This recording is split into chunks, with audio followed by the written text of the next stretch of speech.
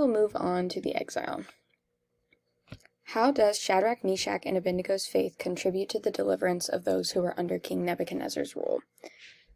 Years after the divided monarchy, the Israelites were taken under siege, and 4 young men were captured by King Nebuchadnezzar of Babylon. Their names were Daniel, Shadrach, Meshach, and Abednego, and they were widely accepted by the king and respected by the king. Nebuchadnezzar made a massive idol for all of his followers to worship, and he gathered everyone for the dedication of the statue. They were all instructed to bow down and worship it, and if they refused, Scripture said that they would literally be cast into the midst of a burning furnace. Daniel 3:6. When the time came to fall before the golden idol, Shadrach, Meshach, and Abednego remained standing. Scripture does not explicitly explain where Daniel was during this time, but he could have been on business or doing something else for the king.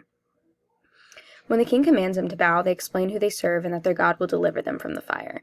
In fury, Nebuchadnezzar sends them into the furnace, only to notice that there are 4 men in the fire when he knows he only sent in 3. He recognizes that their Lord is the one true God and changes his decree so that all people, nation, and language will bow to the God of Shadrach, Meshach, and Abednego.